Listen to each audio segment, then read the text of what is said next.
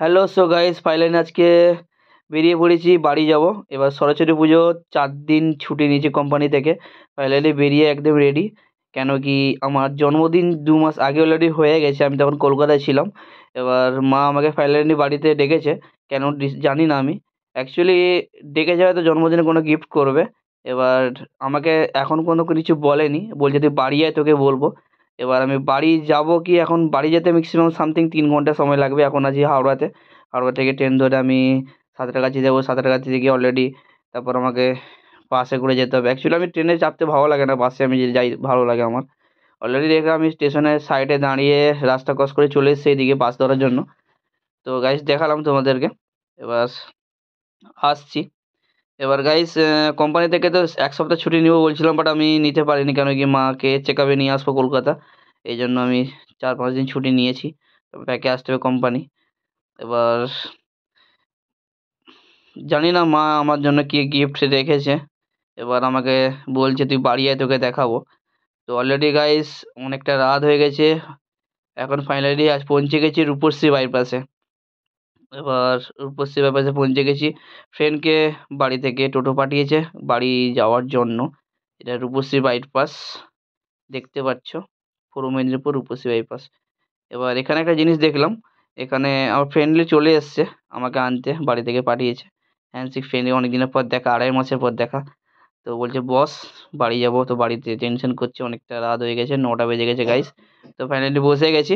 এবার যেতে যেতে একটা ছোট্ট একটা ব্লগ করে নিই। এবং অনেকজন আমাকে ফেসবুক ইউটিউব থেকে এসএমএস করেছিল, আকাশদা তুমি বাড়ি কখন যাবে, বা ব্লগ করেছিল।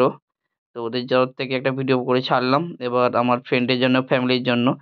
এবার ফ্যামিলি অনেকবার ট্রাই করেছে, মা বাবা, আমি রিসিভ করিনি কলটা। কেন কি সরস্বতী পুজোতে অনেক ভিড় ছিল, দাঁড়িয়ে আসতে হয়েছে আমাকে 3 ঘন্টা গাইস, বুঝতে পারছো, 3 ঘন্টা আমাকে দাঁড়িয়ে আসতে হয়েছে বাড়ি অবধি।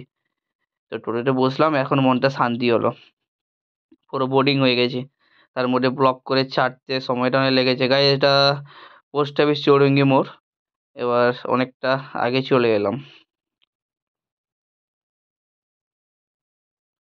তো গাইস দেখতে পাচ্ছ, তো রূপশ্রী বাইপাসের কাছে আমি ডিসেম্বরের আগে বাড়ি যখন এসেছিলাম, ওইখানে ফুলের বাগান ছিল না, বাট এখন ফুলের বাগান করে দিয়েছে, বিক্রি করছে।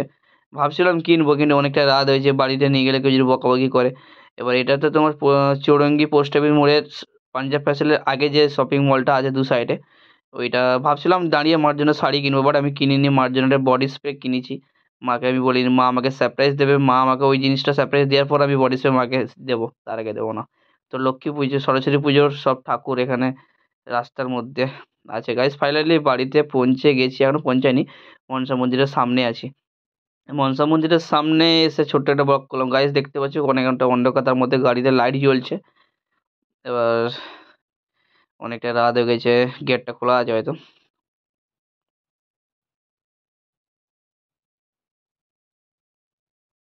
গাইস পৌঁছে গেছি, মা বসে আছে সোফাতে, ছেলেটা কখন আসবে, ও মাই গড। তো গাইস মাকে বলছি, মা তুমি আমার জন্য কি গিফট রেখেছো জন্মদিনে, তো দেখাও। মা সোফাতে বসছিল, বাট আমি মাকে বললাম, মা বলছে আই দেখাচ্ছি। গাইস অ্যাকচুয়ালি মা আমার জন্য ডাইনিং টেবিল কিনেছে। আহ, আমার রুমেই রেখেছে, বাট এটা আমি অনেকদিন আগে কিনবো ভাবছিলাম, বাট আমি কিনিনি। আমি ভাবছিলাম যে কলকাতা থেকে যাওয়ার পরে মর্নিংয়ে কিনতে যাব, কিন্তু মা আমার জন্য কিনে দিয়েছে। তো আই লাভ ইউ মা।